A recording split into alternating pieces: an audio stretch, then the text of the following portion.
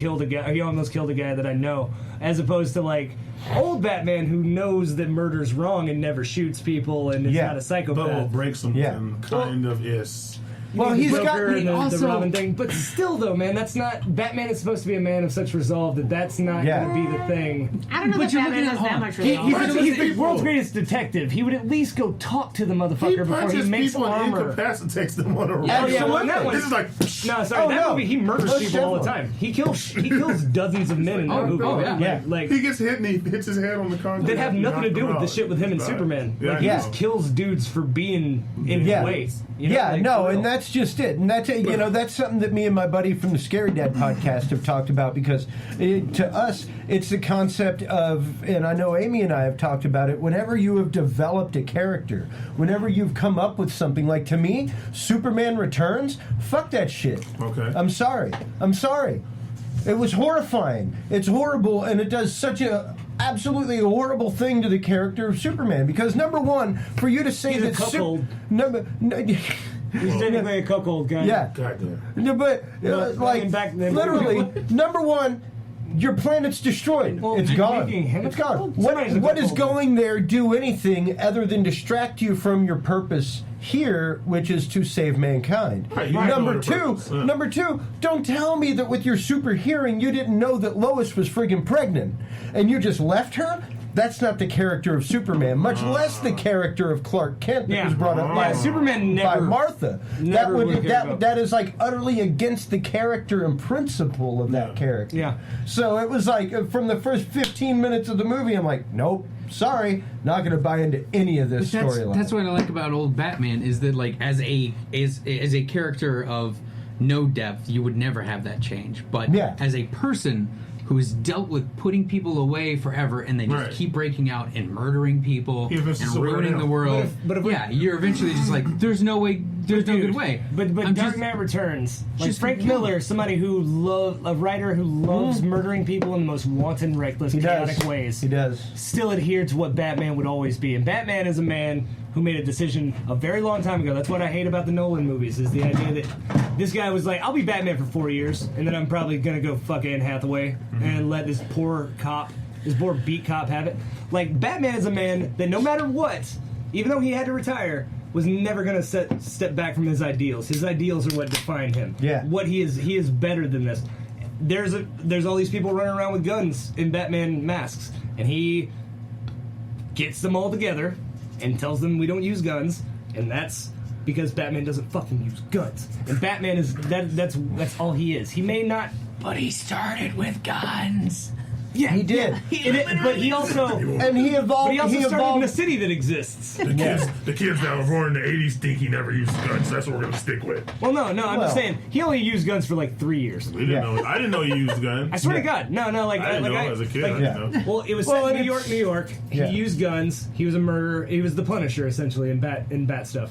Yeah. Then they switched to Gotham City. They created their own city for him. Yeah. They redefined the character, and that is what it's been for 99% of the time Batman's been a thing. Guys, comic books change their shit constantly. Batman does not change. The idea, no. If you go through the canon of every single one of these characters, they have different writers, they have different people that are part of it. Like, you have to acknowledge that they change their shit constantly. Well, writers change all the time. They're not maintaining characters. I can understand in the movie world if it were all one studio. Even, you know what I mean? Right. If you want to distill comic books to their purity, it is absolutely soap operas for guys.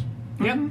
Sure. And now we're answering to a bunch of people who didn't care about comics 15 years ago, though. That's my whole thing, is now my comic book characters that I've been committed to. Hey, that I have, look back there. You're seeing Jim Lee. That's what I'm saying. Everybody else can disappear because, like, you and I can do this right now. If you say that comic books are soap operas for dudes, then tell me a little bit about a soap opera, because let me explain to you how that shit changes constantly. No, and that's just it. They play them. They change what they care about. How many times? I cannot tell you. Was Susan Lucci like always the same character? Yes, she's one of the only. Okay. There's very few. There's very few actors that have stayed on. The main difference. 1 round, son. like, the main difference between comic books and soap operas is that soap operas are performed by live people that age, and comic books are on paper, and those characters don't ever have to die or change. Because we only have that now because of movies. Just so, like, however, I used to watch soap operas with my mom, and I watched one character go from being a nun to being married to being dead to being a clone to being a witch. Holy shit, that's awesome. Okay, it was amazing. Okay, that's tight. And I'm sorry. No, it was. But wait a minute. Okay. But wait a minute. That's tight. Wait a minute. The death of Superman? What happened? Okay, Superman didn't really die technically. Well, okay, but and that was in response to the thing. Don't tell me that in Dallas. But you know what? They waited. Don't tell me that in some dream that happened in somebody's dream world. A damn dream. Oh, I would say that about the split identity. How many times is it where in a comic book Magneto's dead? He's gone. Nope. Boop, there's Magneto again. Well, okay, Superman, one of the oldest comic book characters, he didn't die for like 70 years. Yeah. Like, they didn't kill Superman. I'm with you. Until a really long time. Lots of comic book characters 93. come and go. They die and they come back and they come back. No. I've got the whole side. Like Batman, Superman, they held on to Superman. And then he died when I was like 7. It was 93, man. Yeah. I know, because I have the comics signed by Doug Hazelwood. Dude, I got it. He died. It was the biggest thing ever. Yeah. He was dead for a long time. They did a lot of crazy shit. Hey, he was barely dead. He wasn't dead. Let's put it this way, all right? Shaq got a movie out of it. Hell yeah, he did. Dude, did you get like the bullshit behind Steel? No, the bullshit behind Steel though, because like they were starting. No, I'm with you. When they made Steel, they originally thought that the Batman. Okay, they made the Batman movies, and then they were working on that thing with Nick Cage, where they were going to do Superman Lives. Right. Yeah. And this was something that was like in the works. And it was in the works for years. They were about to build the DC universe then. That was in the works when they were doing Spawn. When they were actively shooting we Spawn. love Steel. Oh my God, Michael Black people love Steel. Dude, Steel. I love Steel. But they also took all the comic book shit out of it. I hear you, bro. I don't care. It's still a decent movie. I love Steel. It's some cheese I love Kazam. They even got the... I love Kazam. I'll say that shit for everybody. Wait, hey, kid.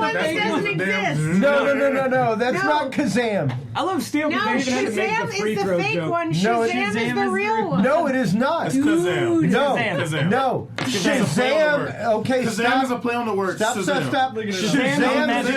Shazam is an actual character in the DC comic universe. Shazam is a word. Kazam. There's two. I'm just saying. Kazam is a genie that a kid finds. Kazam is the genie. Yeah. Okay. Shazam is what Captain Marvel says to become Captain Marvel. But there's the two movies. You know what I mean? You guys.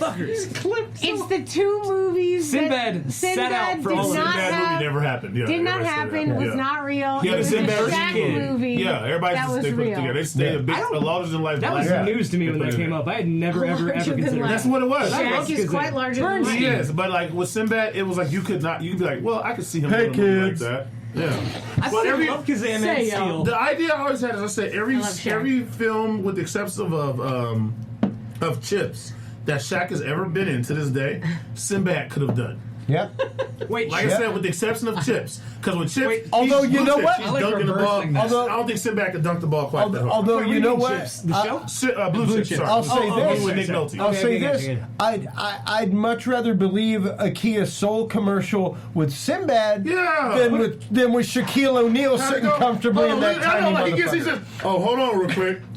I love my Kia Soul. That should have been like an hour-long commercial with him going, yes. And the car getting that was right. No, it's a limousine. They zoom out. That commercial, six doors. That commercial, you know, it was straight up like a friggin' like a police academy scene. You know, where out of a hatchback behind where him. like Hightower Washington comes up and like pulls the front seat out and sits in the back seat. Like that's what it was, dude. He's actually sitting in the back seat of the Kia Soul. I tried. I don't know if I love my Kia Soul. I did a car commercial for Texas Auto Center. Oh, and really? I had to wear a damn.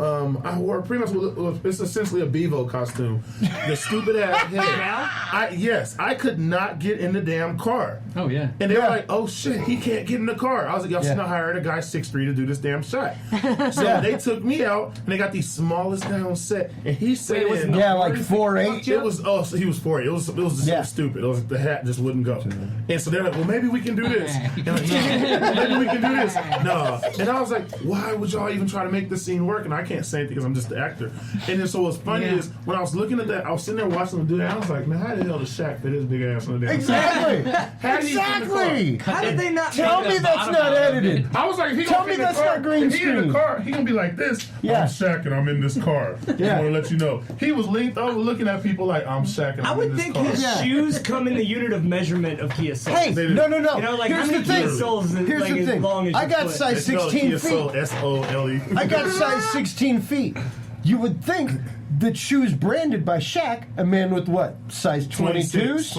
22s? He makes a joke. He says, no. 22s has 4 more inches. Yes. No. You can't buy his shoes in over a size 14. No, he has them specially made. No, I'm talking about he has Shaq's brand. I've said that. You would think it's all brand. Yes. You would think that someone like me with size 16 feet would be able to go out and buy a pair of crazy ass. Yeah. You know what to say about guys with big hands and big feet? We're fucking clowns. Yeah, pretty much. I got a 14. I rock a 12. I rock a 12 and I've been getting weird shit. But I rock a 14. You guys won't ever see sand or anything in that white base on you. Yeah.